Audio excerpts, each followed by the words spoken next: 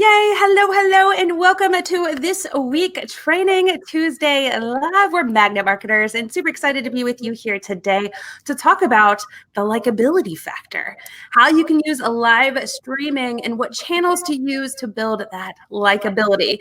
And we have the perfect guest with us here today to dive into that topic. But before we get into all the nitty-gritty goody stuff, just a quick hello, if not met before. My name is Jessika Phillips with Now Marketing Group in the Relationship Marketing System. I'm an awesome co-host. I think, nope, this way. It's Mike Gingerich. He's the president of Digital Pill, the co-founder of the popular apps Waftio, Tabsite, published author extraordinaire, and he has the privilege of introducing our very special guest today. How's it going, Mike? Hey, doing well, and looking forward to diving into this one. If I can turn my volume off, I'm watching the live stream here. There we go. So, yes, I am looking forward to this. We've already had a good prep time, and Gina's got us going there. So without further ado, I want to do an introduction for Gina Schreck. She is the CEO at Social Connects, a digital marketing, social media management company in Colorado, the lovely Colorado, founder of the Village Workshop in Denver, a female-focused co-working space that's opening in January. Is that that's coming up? Is that correct? Yes, fingers are crossed, toes are crossed. Wonderful. I love co-working spaces. I typically work out of one on a weekly basis, and so totally enjoy that camaraderie and community that is. So best wishes with that, Gina, and a special welcome to you. Thank you. Yes, it's very exciting. And it's my days right now are a mix between social media marketing and meeting with plumbers and people talking about toilet piping. So a day in the life. A day in the life of Gina Schreck.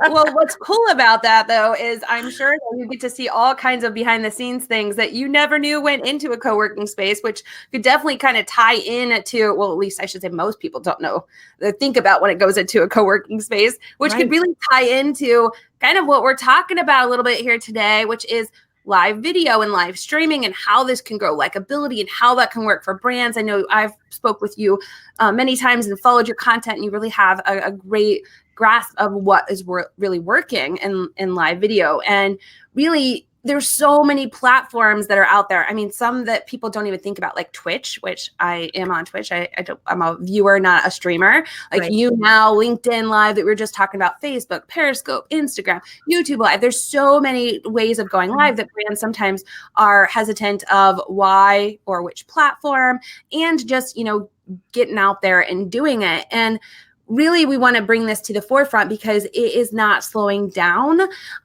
especially no matter if you're B2B or B2C brands. There's one stat that I grabbed that I was like, holy crap, it blew my mind. It was that one of them was 72% of consumers would rather learn about a product or service by watching a video. And of that percentage, a majority of them, although are CEOs even, let me grab this exact stat. It said, where was it? 59%.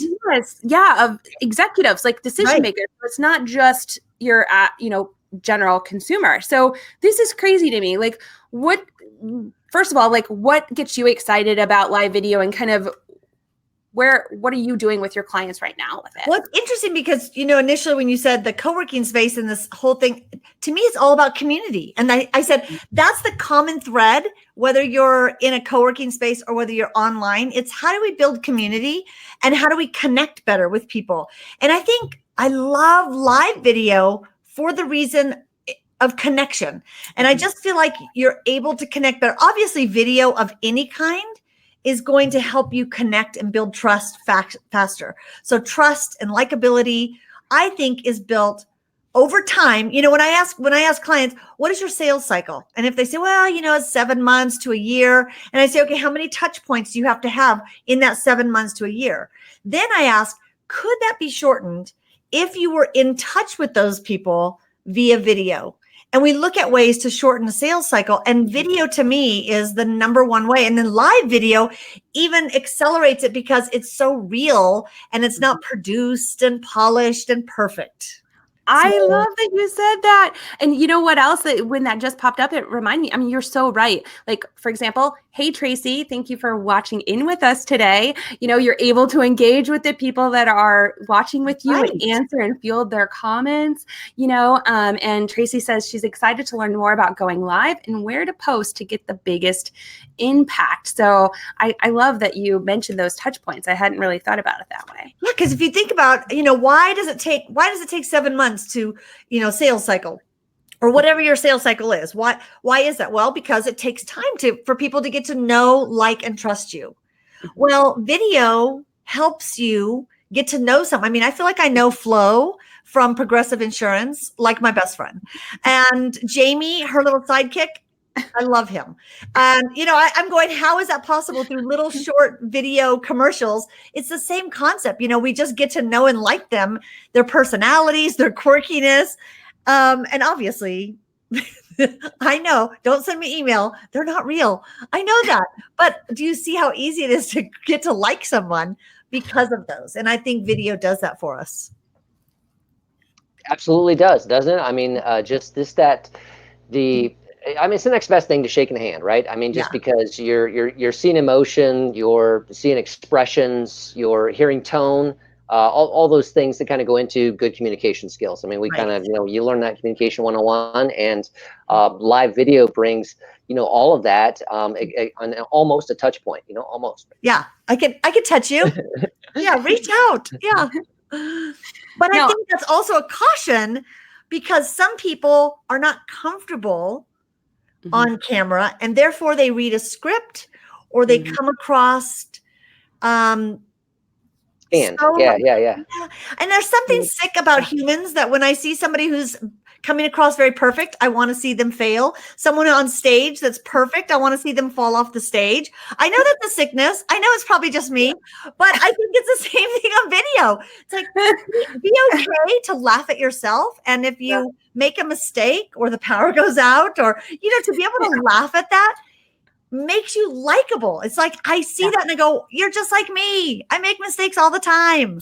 Yeah, you're so right. Like, some of my most popular videos on YouTube are ones where I'm just like kind of rambling and talking, but I think people could sense the passion. It was not like staged and edited and perfect and yada, yada. You know, like, people join in on that and they love seeing the real and raw. And I think, though, that some brands, at least the brands that I know that I work with, really get hung up because there's so many channels to go live on that they're not really sure kind of like the differences between each one and kind of like which channel would have the biggest impact. So I don't even know if we could run through some of those on like, okay, this channel is like really good for this kind of thing, or if there are some similarities between different live streaming channels for a brand. Yeah, and I even think if you think about if you do a lot of speaking, which all of us have done our share of speaking on stages, you know, do we have different audiences that we speak to at conferences? There are some conferences that are super casual. Like, you would show up in jeans and a t-shirt and feel right at home and be comfortable. There's other conferences that are very professional, and guys have to wear suits, and women, I have to wear a suit when I go out and speak. And then there are some that are super intimate, and they're, you know, it's a gathering of people and having these conversations.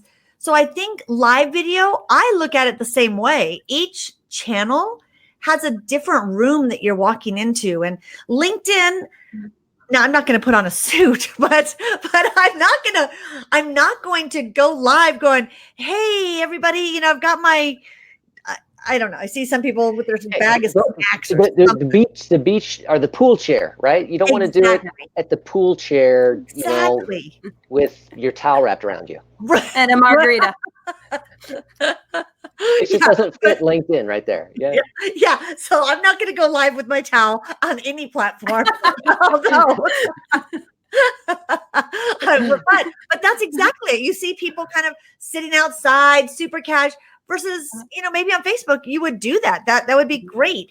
On YouTube, it depends. I see YouTube as really an educational opportunity to reach an audience there, doing webinar kind of content that someone is searching for. YouTube people go to search for answers. So I want to be there in a teaching mode. So I'm in front of my whiteboard or a flip chart, or I'm there in a different mode. And so I just think if we look at each platform as a different stage that we're going on to, but it's still not a presentation, it's a conversation when it's live. And it's that ability to connect through a conversation that's not scripted. I can have bullet points and I could stick those on my screen or somewhere, but I see some people and I could tell they're reading. I can even see their eyes on the teleprompter. I'm like, you're killing me. And that's the key. I think you said there, live video. We're thinking live. So what works for, recorded videos and things on YouTube, and there's tons of creators there that create really great content that is consumed in a storytelling format, funny, whatever. But live is completely different. So it's I love how you were breaking that down of you're thinking of it as you're not really focusing on the platform, you're focusing on the audience that you're showing up to have a conversation with. So first starting with that audience and then looking at, okay, kind of what am I showing up to provide and have a conversation about, and then go into, okay, which one's going to make the most sense for me? Because the towel thing, now granted, I wouldn't be showing up in a towel anywhere. Right? You realize now we're all going to be scouring the towel. I want to see Mike in a towel. Yeah, what channel do we have to tune in? This marathon. What's happening after this marathon that you do? But no, I'm just kidding. But now, for example, you see a lot of that stuff, and there's not as many brands there, but it is definitely a widely used channel with some sketchy stuff on there. But yeah, so I love that you used the example of really starting with your audience first and how you're presenting. Right. Yeah. I just think we have to do that. And then, the likability factor on any of them comes to play in you being, I hate using the words authentic because I feel like that's so overused, but it's just being real with people. It's okay not to be perfect. And I don't know how you help somebody get over that feeling that they have to be perfect before they go live. And I always say you can't get great until you get started. And you have to start, and your first few, you're going to just know. You've just got to get those first drafts out there, because you might wait and say, I'm going to practice till I get great. You're still not going to be as good as you will 10, shows from now. So just start, and they get better and better and better. Yeah. Yes. Hey, so I wanted to ask, a lot of people, they're going to be familiar with, okay, I could go live on Facebook, or I can go live on YouTube. I understand that. Or maybe I can get into LinkedIn. But that's not even all, right? So there are some other ones that we could possibly, and maybe we should be aware of. Yeah, well, I think Twitch is interesting because I'm on Twitch because my grandson is on Twitch. Yeah. And his mom, this is what makes me crazy about parents who say, oh, I'm too old to learn this stuff, or that's not my, it's I said, one of us has got to be on there so we could, I get notifications, he's gone live, so I can log in and just see and be there as the watchful eyes and the creepy grandma. Yeah. He knows I'm there. Grandma. Yeah. And I'm all like, go, Kaden, go. But I think that's a super unique one that now people are trying to see, how can I use that in a marketing capacity? And depending on your business, I don't see that as a business application for me at this point. But I always say you need to be there to see what it is and learn about it. And I love Instagram Live, but to me, that goes to the super casual. That's, that's out on the street. And I'm, here, I'm at an event and I'm going out for I'll do that at the pool in the chair. Okay. I will go on Instagram Live. Yeah. Exactly. I will be fully clothed in that chair still. But it'll fit Instagram Live. Yeah. Exactly. All of those like Periscope and Instagram, those are more casual because they're your audience is quick and they're all of them are typically shorter, but I do think those are a little more casual. I think LinkedIn is probably right now the most professional audience that we're the stage that we're stepping out onto. And we're doing webinars on LinkedIn. We're doing, live streaming like this, bringing educational and informative content. And Facebook, I think you see that mix of both, casual and professional. Yeah, I even think that on like YouTube, honestly. I still think like the expectation of polished more on YouTube. I think I still feel that when I'm going there. And I love that Stephanie Liu's in the house. Hey, talk about live. Yeah, right? That's she's amazing. And she says, help folks quiet the negative voice in their head. If someone is thinking about what others think, they're not focusing on their attention focusing all of their attention in providing value. So definitely agree with you there. And then it's just really like showing up, because you'll know, like you said, like once you know your audience and like you are going to present somewhere that you're showing up to deliver the best value, you'll match the tone of the room, if you will, to have that conversation. Yeah. And I think to piggyback on what Stephanie said, I'm always telling clients that say, oh my gosh, I hate the way I look on video. I always say, guess what? That's what you look like in person too. So let's get over that. We should put some lights in here, for this one. Yeah, I do want to. Well, I have a rolling diva light that I just walk around with all the time.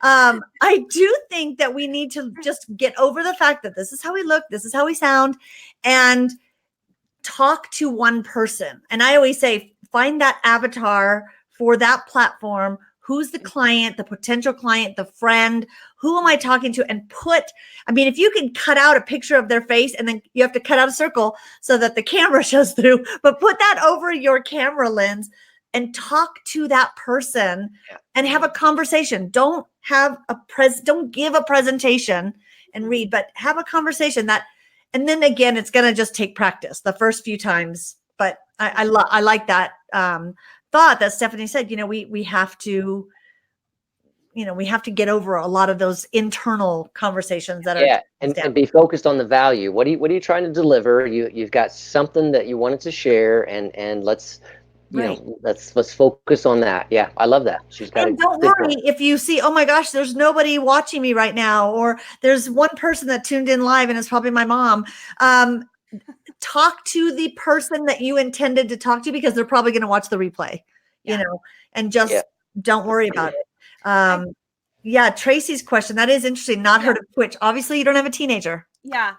And you're right. So Tracy, just to answer your question, a lot of it is live streaming video gaming. There are some like creators that are in the gaming space that do live shows, just kind of like reality style. And then there's also like this mukbanging and people that just eat food on Twitch. But the community as a whole is like the gamer kind of community. But if you want to look at a good case study of somebody that's used it as a brand, like Old Spice did a great job of that. And there's a couple others that have did using live streaming to like choose your own adventure type, that they had some success there. But it's like super niche brand, and you, like you said, Gina, like if you don't fit in that culture there you're not going to have any success. Like it's for a very specific, which when you think about it, teenage typically teenage boys are on Twitch. Not that there's not girls on there, but teenage boys. So Old Spice, perfect. Yeah, perfect. They're trying to reach that teenage boy that needs some Old Spice. And so that's actually a perfect audience for them. But Amazon owns Twitch. So I think it's one that we need to pay attention to and watch. I mean, I always say you don't want to spend effort there, but 10% of your time, at least be paying attention to what else is coming up, just in case, Look, 2 years ago, everyone said, oh, Instagram, that's just for young people. There you go. Gray. And then boom, the demographics exploded. Yeah. We keep chasing the kids off of those platforms. And then they have to create the next one. And then we'll chase them off of that one too. So the next one's TikTok, everybody. Just go on TikTok. And I've done TikTok. I've done some TikTok videos with my granddaughter. So see, it's good to have kids or grandkids because they keep me like, oh my gosh, I got to learn this one. They keep me hip. They keep me on the Visco trends, The Visco trends with all your bands and your long t-shirts. And see, some of you are going, what are they talking about? Yeah. Just look it up. There's always something new. And I just think, obviously don't feel like you have to be on every platform. I really think, LinkedIn Live is definitely, if you're B2B, and that's where you feel like your audience is, then you need to start preparing now even if you haven't been accepted in, they're doing beta testing, but now is when you need to plan your strategy and have, 8 weeks of content ready, because LinkedIn is saying if they accept you, you have to commit to going live every week for a minimum of 10 minutes every week in order for them to keep you in the beta. So don't wait until you get accepted to then go, oh, what am I going to talk about?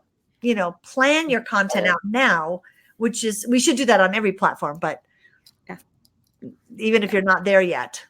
Okay. Yeah. Which leads us into key things to do or not to do. Number one, plan your content out. Mm-hmm. Yes. Okay. What else do you want to say in that thing? Key things to do or not to do? What else do you want to add there? I love the interview style on any live streaming. Not that a talking head, just you by yourself, isn't sometimes great. It's easier when you're new to live streaming to have an interview style, because number one, it's not just you, and you've got that expertise to bounce off of. You also can look at comments while someone else is doing this. So I feel like that's helpful. And using a third-party tool is another thing that I think it's a little more technical for some people, but I think it's a really smart way to do live streaming because it adds an element of professionalism with your branding. So for a business to use that, I mean, Stephanie Liu is like the queen of the branding. Stephanie, I'm always in awe of your picture-in-picture, the way the video starts, and I know that's like, top secret, but that kind of thing. You want to have a professional look to your live streaming. I would say if you're things to do, look for ways you can add those elements of branding instead of just, unless you're on Instagram and you're doing the live casual, that's fine. Know who your audience is and add. But I would say if you're going to look at do's and don'ts, do look at in the beginning, having an interview style. Do make sure that you're in a room that you don't have laundry behind you. I'm still amazed that I have been watching somebody's live stream and they're in their bedroom, which is weird, number one.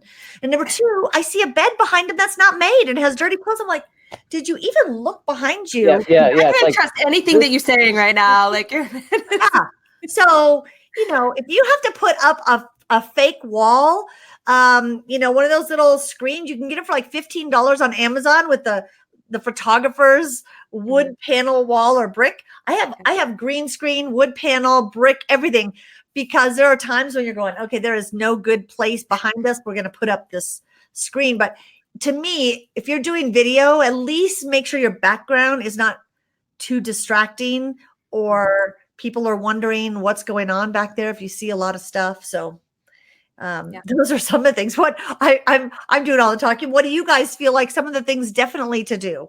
No, I mean, those points are really good. Like, there's a reason why I was moving papers to the front of this desk before we got started versus like it all back there. But yeah, I do think that that's distracting. Like what you were saying too, with, we're really talking about a person showing up, like, right. So really when it comes to the likability factor that we're going back to, is really having that person that can show up too, whether this is them on their personal account on behalf of their own personal brand or on the company channel, that they're attaching, this personality of a person to the actual brand. And I do love your idea of like doing that interview style, because I think that's one, less intimidating. Two, for an individual, like it's going to have potentially double the exposure, because now you're bringing in another party in there. You're going to grow the exposure. You're also going to highlight more of your brand and like who you're aligning with, by association, as well as, longer, I would say, content watch time, depending on the piece, because you're not watching one talking head, as well as, you're building up, if you can do this consistently, you're building up those touch points. Like you said, you're constantly, checking in and touching base with your audience. So I think all of those things are crucial for a brand to really think about when they're going live and using live video, of how they're going to use it. So you mentioned, knowing where you're showing up, but then also knowing the content that you're producing, and then the style that all is going to go into it too. And I think, going back to the likability factor, being okay to share about, weave in stories that talk about you, your life, or your struggles of how you've done this, without crossing that line of TMI. You know, so again, I think sometimes we think live means completely open to show all my problems and flaws. And that's not what I mean. I mean, laugh at mistakes if you make them, and be okay to keep rolling. If, oh, all of a sudden my power is at 1%, I need to plug in and I have to dip down and plug in that's fine. That's funny.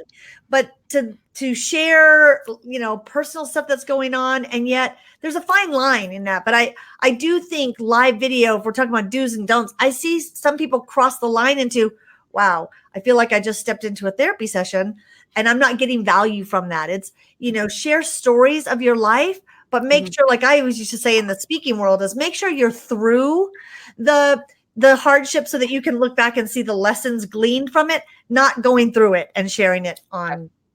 Amen. That's kind of you have to be through it in order to know what can we learn from it. If I'm still going through it, it may be not the right time to share that. And it depends on the situation. I'm sure there's situations, but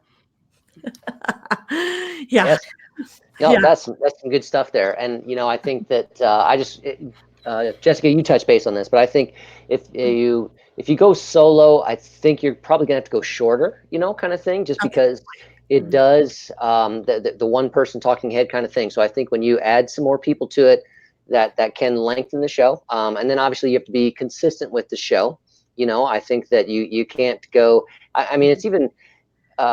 And now again, kind of can depend on platform. Instagram, you might be able to get away with that a little bit more, but you know, Facebook, LinkedIn, we try to say, you know, be consistent. What day, what time are you going to go live each week? You know, that type of thing. LinkedIn has minimum requirements on that. That's what they're looking for. They're looking for some consistency on those pieces.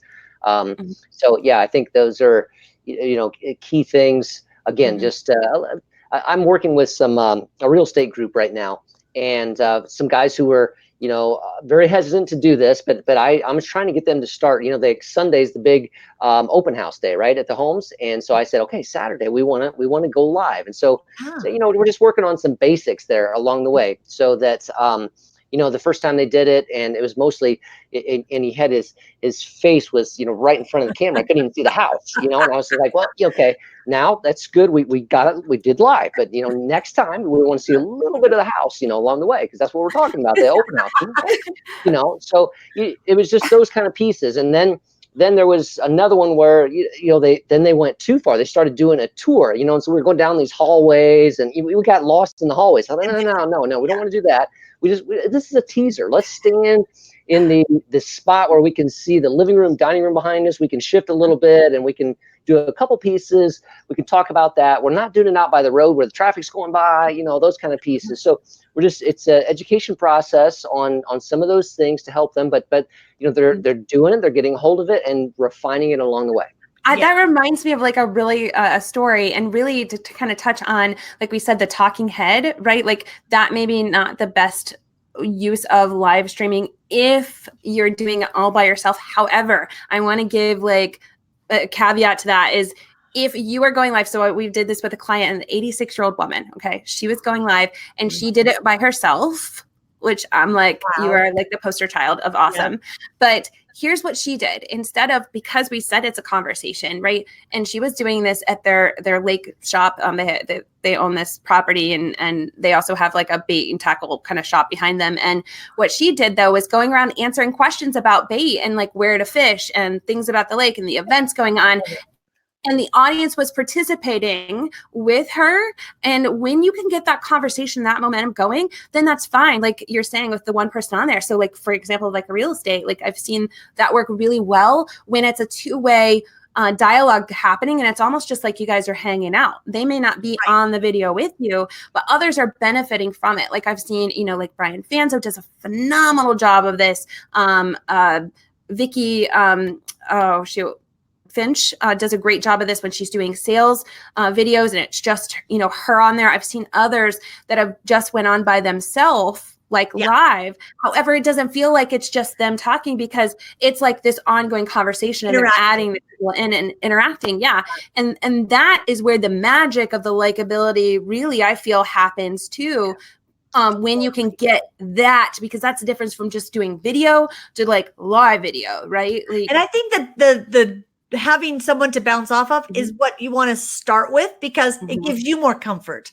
So you're not so nervous. But we have a client that he has a kitchen showroom and he does it by himself, but he does kind of a demo every time, goes live and does a demo, whether it's how ice is made so that it's clear in a sub-zero freezer versus, so it's like the most, what you would think is mundane turn out to be like the most interesting little shows that he's doing live, which I just think it's super cool because people are interacting with them. The other thing I think, when we're talking about Instagram live, the difference between live streaming and life streaming is another thing to keep in mind. So live streaming, where we have planned content, we have points we want to make. We either have educational, informational content. Live streaming is, hey, I'm on a walk, I'm at the convention center, or I'm here, and I want to take you along in my life and show you things I'm doing. And I think there's a difference between those.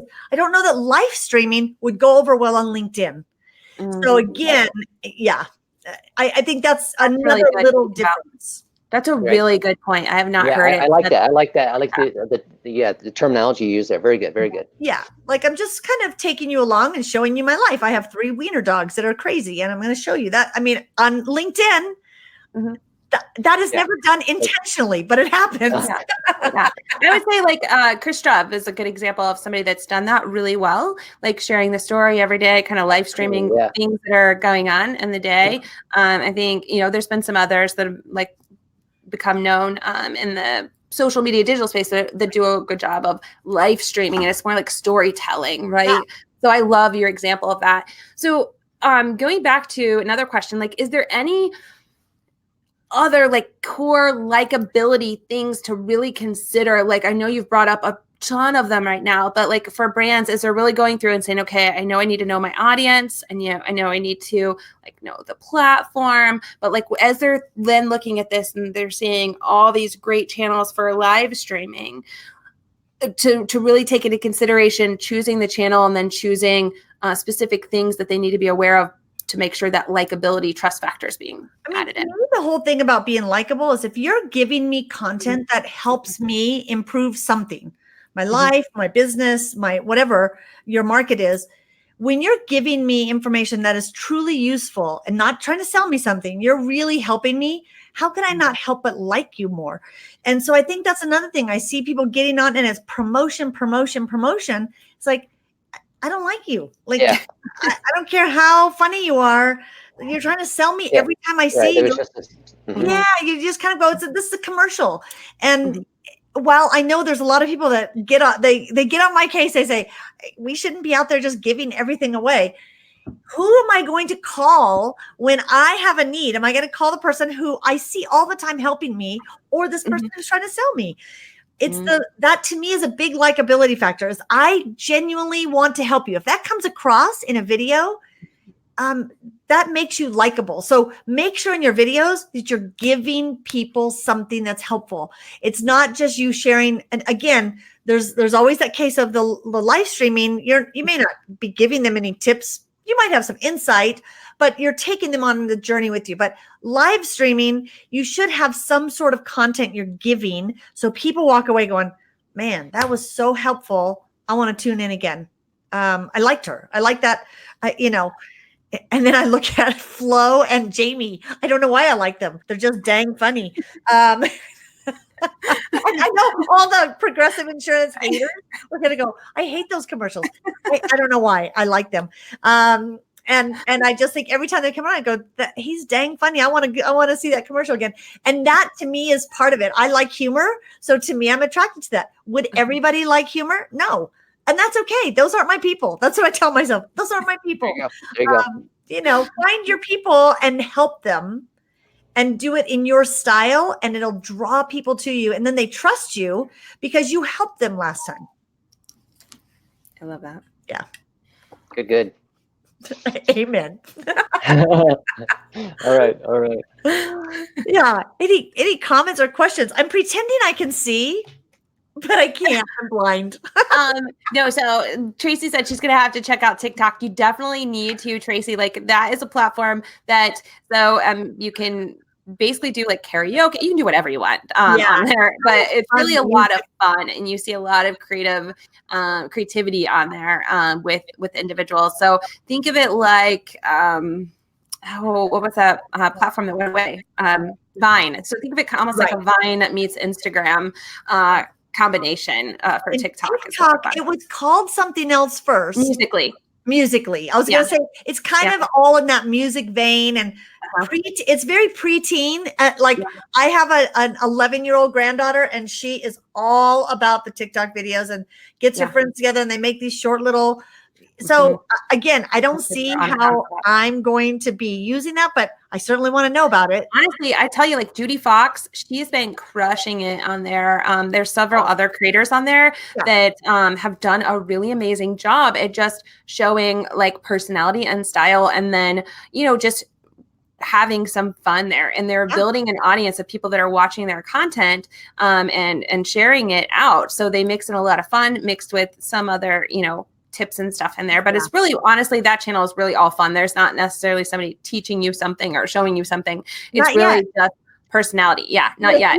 If you had some bracelets, some woven bracelets to sell, dang, get on TikTok and you can probably get your audience right there. For sure. But it's definitely an awareness thing. So if your goal is like attracting and showing how creative you are, then awesome platform for it, right? Like, and if you're looking at LinkedIn, looking to build a B2B audience, or, share your expertise on something, that's the right platform. Like, it's really just knowing kind of what your goal is. Like when we first set up on Instagram for Now Marketing Group, it was like, all we want to show is our culture. Like that was the goal of the platform. Like show the culture side of what it's like to be a team member here, like, so just knowing your goal. And then, so like our videos on the channel are team takeovers. Like it's a person doing a takeover. And that's like the perfect channel and the perfect way to use that, because it's letting me peek behind the curtain to see what you guys are like there. And it's, again, would that work on LinkedIn?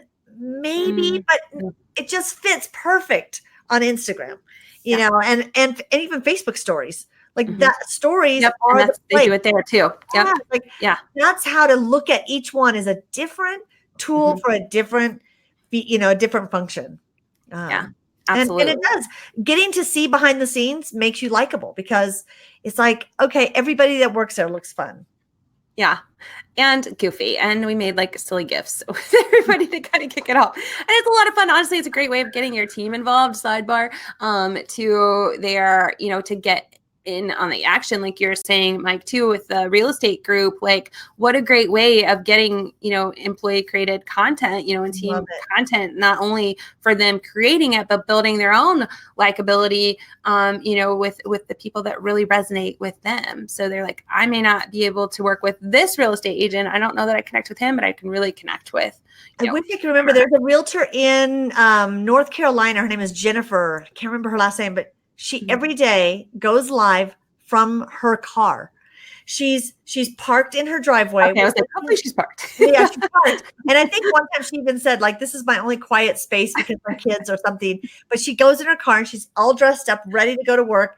And she does like great tips for people who are new to the area. And she'll give you tips about the schools there, or tips. She'll give, what's the best places, the best dog parks in the area. And she'll talk about something that if I were looking for a house in that area, I'm like, I really like her. She's super knowledgeable, super helpful. Like immediately I'm drawn to her. And then her personality is one that I can now see and go, I think I'd like to work with her. Is she going to attract everybody? No, but that's the key is just like face-to-face meetings. We're shortening the sales cycle because we're giving people the opportunity to see us and see whether they know, like, and trust us. There you go. Yeah. No, like, and trust. Yep, absolutely. The whole thing. Way to bring it home. Yeah. Tie it in a bow. So last finishing question. If someone's wanting to get started, I mean, where would you recommend the first place that like the easiest for them, I guess, to like get started for them, or any tips that you have for them to really kind of make this a goal for 2020? A lot of our pieces here right now have been focused on gearing up everyone for 2020. So any finishing thoughts, tips? Yeah, I would definitely go to StreamYard, which is the tool you guys are using here, the third-party app that brings you into live stream. And there's a free version, and you'll see the little duck when you have a free version. It's not branded for you. But then if you feel like you want to pay for the $20 a month, then you upgrade and get more branding. But what I love about it is you can go in a rehearsal mode, which you can do that on most platforms anyway. Like you can do a Facebook Live and just go in and practice. You can go into a small group, create a group where it's just your team and have your team create some videos. And then if you really like them, you can always publish them as pre-recorded, but to practice and get the lighting right or your mics right. But I don't think you need a lot of equipment. You know, if you want to start practicing, practice in safe areas with people who can give you feedback. Don't ask your family because they're going to say you look amazing all the time. And they won't even notice that your bed's unmade, although your mom would. But then, you know, also don't rely on yourself to critique it because you're going to hate every video that you see of yourself. So give yourself grace, and then also let yourself realize, you know what, I'm educating, I'm informing. That's what my purpose is. And I'm speaking to my client, but practice. Just get in there and start talking and get, you know, start in the rehearsal area, and StreamYard, you can go into rehearsal mode and you can test everything out and do a mock-up show and then do nothing with it. Or you can stream to YouTube and put it in a private channel. And then later you can always decide to change the settings on it and go public with it. But practice, because you can't get great until you get started. And then each time say, what's one thing I could do better next time? Okay, maybe I'm going to improve my lighting. I'm going to face the window instead of having it behind me. Or, you know, I'm going to do something each time that makes it a little better. And you're going to see, like, within 5 videos, you're going to go, wow, already I can see a big difference. So true. Going back and watching like my first videos, I was like, oh dear Jesus. Yeah. You need a couch. I always tell people, make sure you have a couch nearby, watch your own video, and then go lay on the couch and give yourself therapy. Yeah. You're going to need it. Some ice cream, whatever. Yeah. Because usually we go, oh my gosh, I look as big as a house. No more ice cream for 2 weeks. Yeah. Yeah. That's what the lighting, the angles are for. No, I'm just kidding. But I love that rehearsal mode. Yeah, I did the same on Facebook. I just changed my personal page to like only me for viewing. And it did that. Like, so definitely that's a great tip, rehearsal mode. And then, you know, look at other people too. I really watched some other channels just to consume other content and see which shows like I resonated with and which live streamers I thought, you know, were doing a great job. And it's a good way of, you know, kind of getting some feedback that way too of other people and how they're presenting themselves, you know, and online within things that resonate with you. Live streaming is not new, but it's still very new to so many businesses. So few businesses, marketers are using it, but real businesses, it's a sliver of people who are doing it in most industries. So if you're out there in front and you're doing things that others are not doing, then it even gives you more grace when you make mistakes because no one else is even doing it.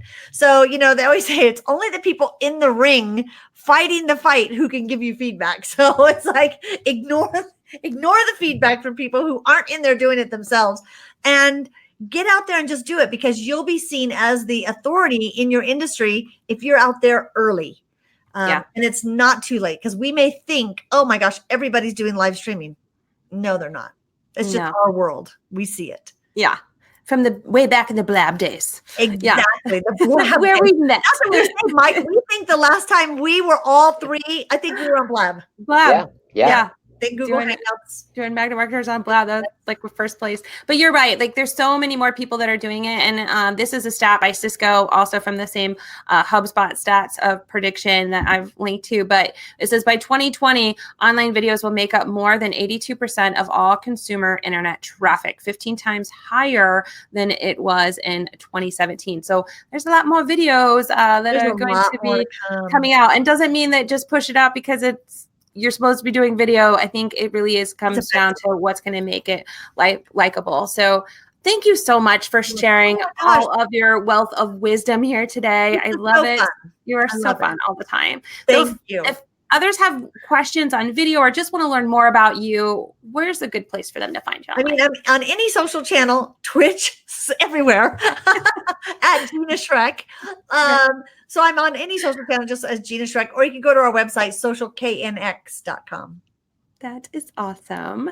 And Mike, any finishing thoughts from you as we wrap it up? No, just really appreciate it, Gina. Just a lot of fun, but some great information there. And I think I'm just like Jessica, you just dropped the bomb with that final quote there. By 2022, that's just not very far away. 82% of all consumer internet traffic. Easy. Yeah. I mean, not one time, not 5 times, 15 times. So wow, little boom. That's yeah. Bam.